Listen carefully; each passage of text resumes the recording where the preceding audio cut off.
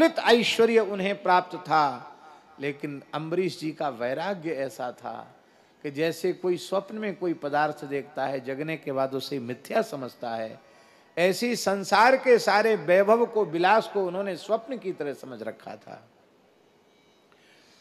आप कहते हैं कि ऐसा वैराग्य उन्हें कैसे प्राप्त हुआ था? बाबा, लिखा है कि अम्बरीश जी को वैराग्य संतों के संग से मिला।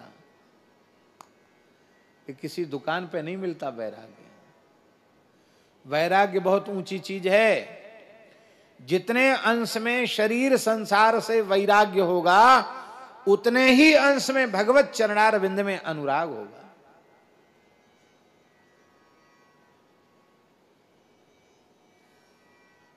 यह संभव नहीं है कि शरीर संसार के प्रति राग भी बना रहे और श्री ठाकुर जी के चरणों में अनुराग भी हो जाए। ये तो वैसे ही है, हंसब ठठाए फुलाइव गालू, गाल भी फूले रहें और ठहाका लगाकर आप हंस भी लें, ये दोनों बात एक साथ संभव नहीं है। कबीरा मन तो एक है, भावे तहां लगाओ, चाहे हरि का भजन कर, चाहे विषय कमाओ। एक तरफ हो जाओ। वैराग्य की बहुत आवश्यकता है। आहा, धन्य है। ये वैराग्य कैसे मिला? बहुत प्यारा श्लोक है, लिखने योग्य श्लोक है। वासुदेवे भगवती तद भक्ते सुच साधुसु, प्राप्तो भावम परम विश्वम ये नेदम लोष्टवत् स्मृतम। यहां राधा कृष्ण जी, यहां तद भक्तेषु अलग है और साधुसु अलग है। तो साधु शब्द का अर्थ यहां शुकदेव जी ने विरक्त संतों के रूप में किया है और भक्त शब्द का प्रयोग गृहस्थ वैष्णवों के लिए किया है। तो भगवान के भक्त चाहे गृहस्थ हों अथवा विरक्त साधु सन्यासी हों, उनका आदर करना चाहिए। भक्त का आदर करना चाहिए, वो किसी भी स्वरूप में क्यों ना हो। तो भक्तेषु च साधुसु, भक्तों का आदर करके, संग करके, वैराग्यवान संतों का संग करके ऐसा भाव उनको भगवान के चरणों में प्राप्त हो गया कि सारे संसार की संपत्ति मिट्टी के ढेले के समान समझ में आने लग गई। रमा विलास राम अनुरागी, रमा विलास राम अनुरागी, तजत बमन इव नर बड़ भागी, तजत बमन इव नर बड़ भागी। इधर अनुराग होगा तो उधर वैराग्य हो ही जाएगा। गोपियों का श्री कृष्ण चरण में परिपूर्ण अनुराग हो गया। तो गोपियां क्या कहती हैं? संत्यज्य सर्व विषयांस्तव पादमूलम, मयिवं विभोरहति भवान, गदितुं नृशंसम्। संत्यज्य सर्व विषयांस्तव पादमूलम, भक्ता भजस्व दुर्वग्रह मात्यजास्मान, देवो यथादि पुरुषो भजते मुमुक्षु। ये तो प्रणय गीत में कह रही है, और गोपी गीत में और खोल के बोल रही है। विषयन माने घर परिवार संसार, और खोल के बोल रही है। पति सुतान्मय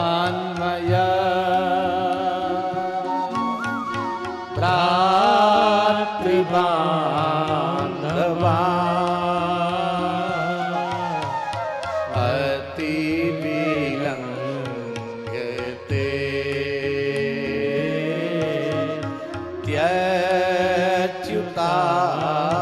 गता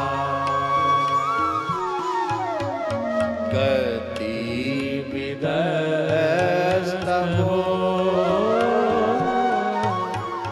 गीत मोहिता की तव योषिता कस्य जेनसि की तव योषिता कस्य जेनसि। एक बात हम बड़ी विनम्रता पूर्वक निवेदित कर रहे हैं। नारायण स्वरूप पूज्य यति मंडली विराजमान है, बड़े बड़े दिव्य महापुरुष विराजमान हैं। हम अंतर की दृष्टि से नहीं बोल रहे हैं, एक बड़ी बारीक बात कहने जा रहे हैं। दो प्रकार का त्याग होता है। एक ज्ञान पूर्वक त्याग होता है। ज्ञान जब उत्पन्न होता है तो शरीर संसार सब नाशवान है, मिथ्या है, यह बोध भीतर से होने पर फिर त्याग हो जाता है। एक त्याग ये है। तो इसमें त्याग करना पड़ता है। और जब भगवत अनुराग प्रकट होता है, भगवत प्रेम प्रकट हो जाता है, तो त्याग करना नहीं पड़ता, त्याग हो जाता है। बहुत ध्यान से सुने इस बात को। जब त्याग किया जाएगा तो वो तब तक ठीक ठाक बना रहेगा जब तक हमारा ज्ञान अपनी अवस्था में अविचल है। और जहां ज्ञान डगमगाया वहीं त्याग भी डगमगा जाएगा। किंतु भगवान में विशुद्ध प्रेम प्रकट होने के बाद जो छूट जाएगा फिर वो पुनः आएगा नहीं जीवन में। भरत जी का चरित्र देख लो ना। सीताराम चरण रति मोरे अनुदिन बणऊ अनुग्रह तोरे अरथ न धर्म न काम रुचि गति न चहो निर्वाण जन्म जन्म रति राम पद यह वरदान नाम। एक त्याग करना पड़े और एक त्याग हो जाए, इसमें ज्यादा श्रेष्ठ क्या है? त्याग हो जाए, ये श्रेष्ठ है। इसलिए भैया भगवान के चरणों में हम सबका प्रेम जग जाए। ये प्रेम सर्वोपरि तत्व है, ये प्रेम सर्वोपरि वस्तु है। ये प्रेम कैसे मिला? साधु संग से मिला, वैष्णवों के संग से मिला। ये प्रेम कैसे मिला? ये प्रेम भगवत सेवा से मिला। और भगवत सेवा का स्वरूप क्या है? सवै मनः कृष्ण पदारविंदयो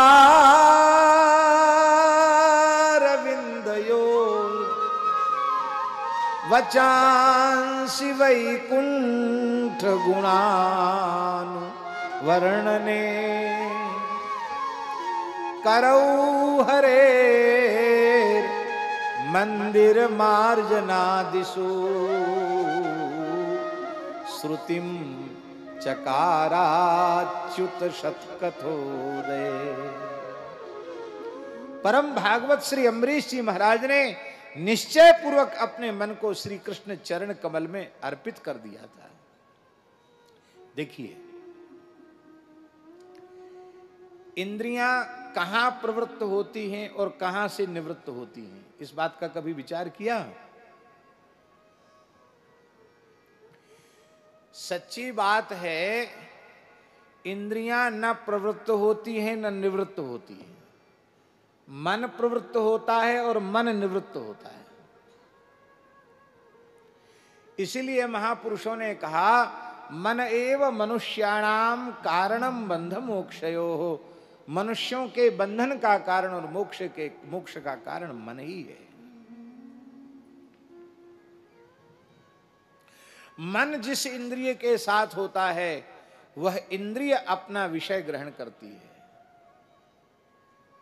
मन इंद्रिय के साथ नहीं होगा तो इंद्रिय विषय ग्रहण नहीं करेगी। आपने देखा होगा कई बार भरे बाजार में, भीड़ भाड़ के इलाके में आप खड़े हैं और आपका कोई प्रिय परिचित मित्र वहां से निकला, उसने आपको देखा तो आपको पुकारा, लक्ष्मण जी, लक्ष्मण जी, लक्ष्मण जी। अब लक्ष्मण जी वहीं खड़े हैं। क्यों? क्योंकि वो किसी दूसरे चिंतन में निमग्न हैं।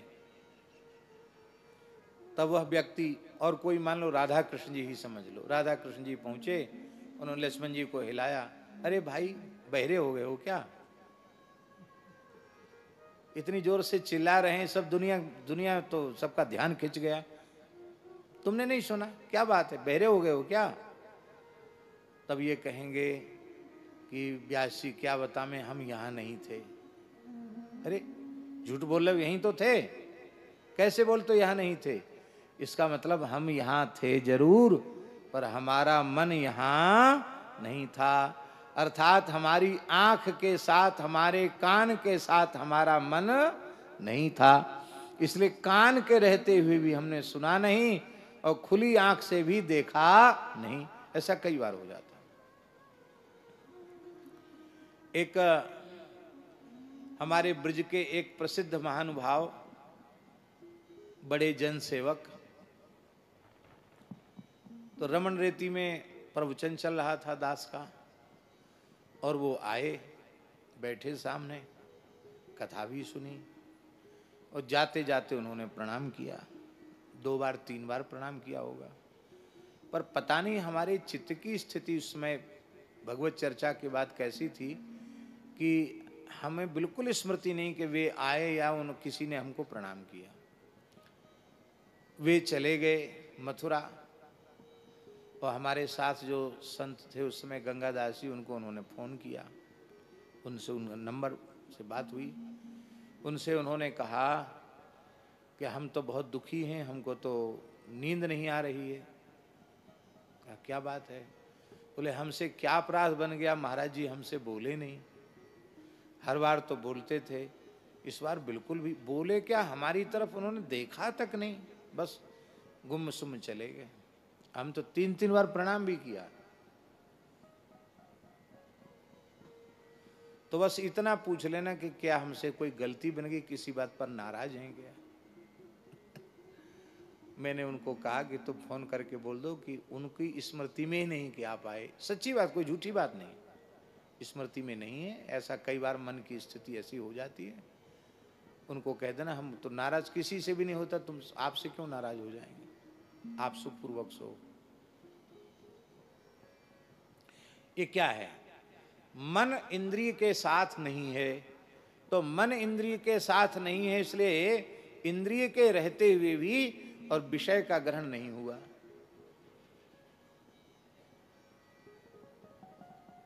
हम लोग क्या करते हैं? हम लोग इलाज करते हैं इंद्रियों का, मन का इलाज करते नहीं। बीमारी जहां है वहां औषधि जाए तो काम करेगी। घाव तो है पैर में, मलहम पट्टी कर रहे हैं सिर में, कहां से होगा बगैर घाव कैसे भरेगा? जहां बीमारी हो वहां चिकित्सा होना चाहिए। मन जो है भगवान में अर्पित हो जाए, मन कृष्णार्पित हो जाएगा तो इंद्रियां अपने आप भगवद अर्पित हो जाएंगी, फिर भगवान को ही ग्रहण करेंगी।